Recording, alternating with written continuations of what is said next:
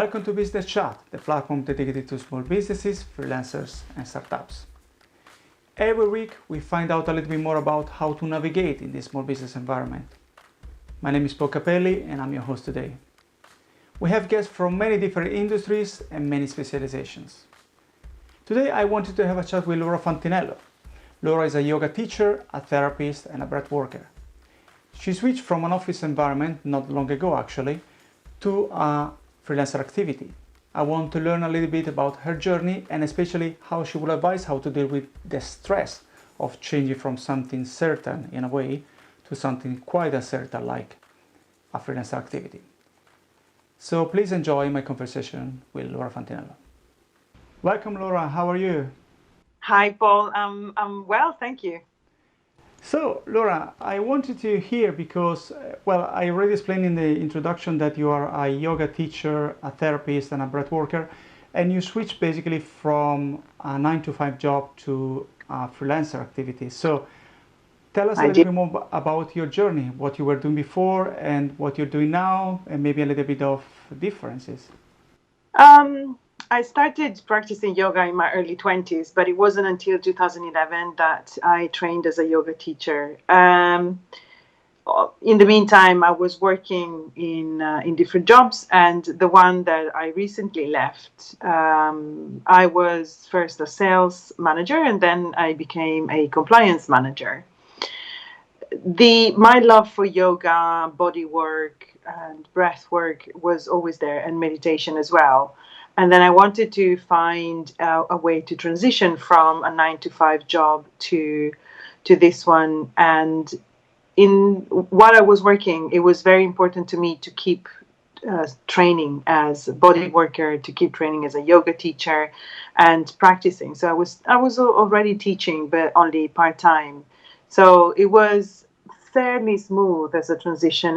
And last year, at the beginning of last year, then I became a full-time yoga teacher, body worker, and then I also lead meditation sessions with clients. So it's been great to build up those skills for myself, and then still be able to have a career in the 9-to-5 job and basically understand what people go through, especially working full time.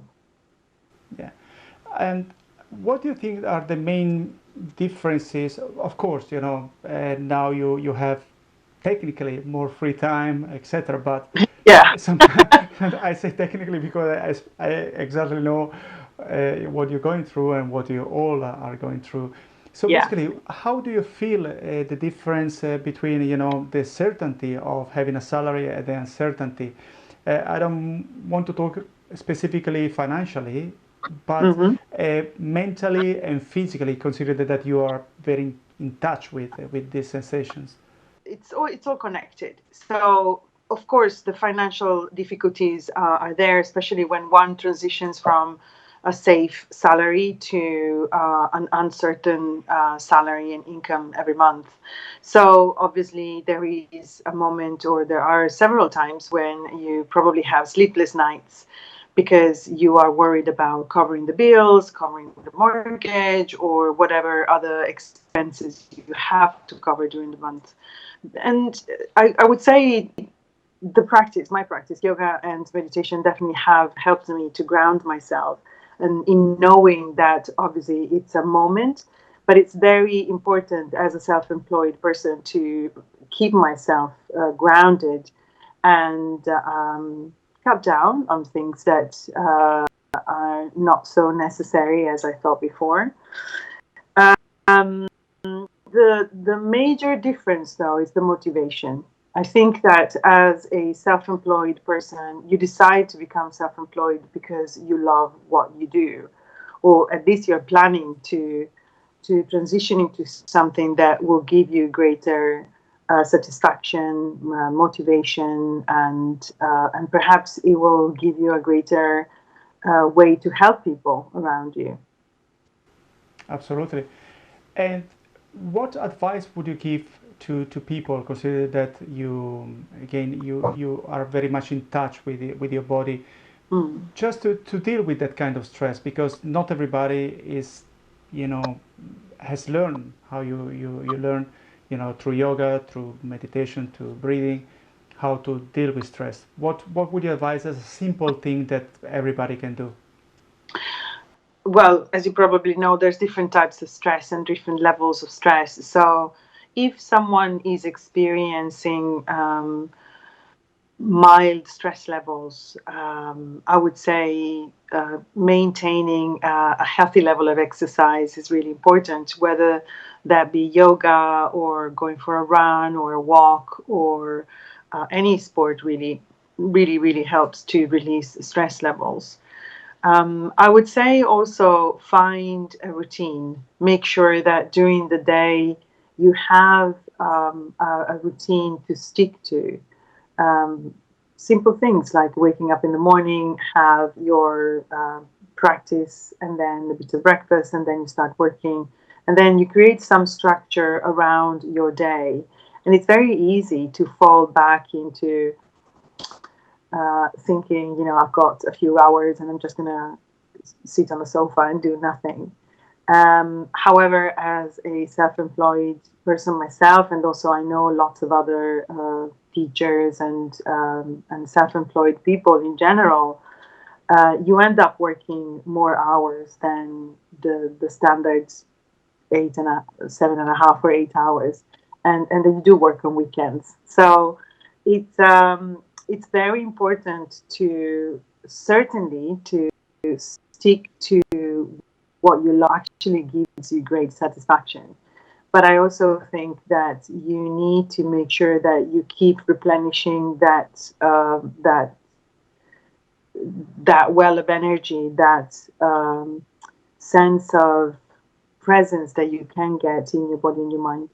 Now, from my perspective as a yoga teacher, and body worker, I would certainly suggest people to get into a meditation routine, and then just simple things like closing the eyes and connect with the breath, or perhaps keeping the eyes open and gaze a flower, look at a flower, look at nature.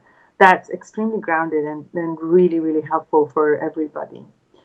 There are other cases where stress levels can be really disruptive for the body. So, um, we can experience difficulties in digestion, serious difficulty sleeping, and then perhaps that's probably the time when it's more appropriate to seek advice from a specialist.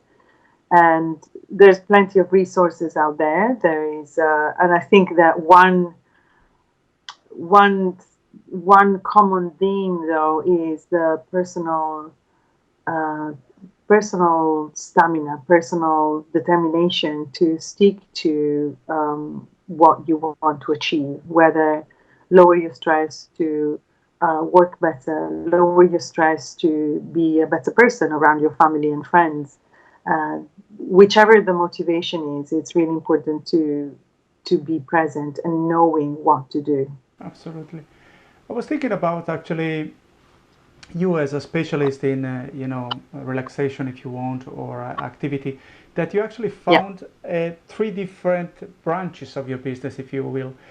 And this is actually kind of important to not to stick only maybe to one, or just that one make it a little bit different than other people. Because to be honest with you, every time I hear about somebody that is a yoga teacher, I say, oh my god, yeah, there are so many yoga teachers. But then you can be specialized in back pain, you can be specialized in pregnancy yoga.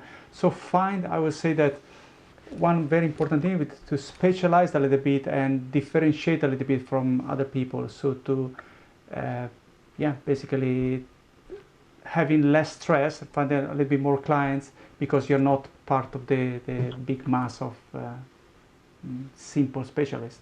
What do you think about that? Yeah, I totally agree. I think that the so what happens is that each yoga teacher has an audience.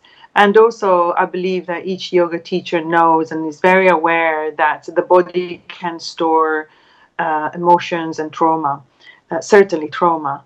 And we all find, we as yoga teachers, we all find ways to address our students, our clients in different ways. And I think we attract different people. So I tend to work more with women, for instance, in like 40s, around 40s and 50s, professionals as well. And I can relate very much uh, to women that are extremely stressed and still have a 9 to 5 job, because I was there. So when we talk, we also we understand the language. Or I understand their language.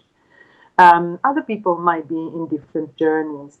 And the one thing that really attracted me to bodywork and Thai massage specifically is the fact that as a yoga teacher, I can then get in touch with the body that I'm working with, and literally help people to dissolve their traumas. So I think, one has to listen to their calling, if you want to call it that way, and then and find that the type of work that still is very rewarding to you, but also helps other people. Absolutely, absolutely. So, well, thank you so much, Laura. It's been really useful, I guess, for a lot of people to see how you actually changed, how you actually took the big jump from one thing to another.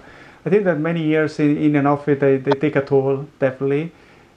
But as well, there is such an opportunity to grow in this jump that you do, in this switch that you do in your life. So, well done you, well done me as well sometimes. But yeah, I think Yeah, it's very, very important to realize that it's all a part of a journey of growth, technically, right? definitely. I think also it's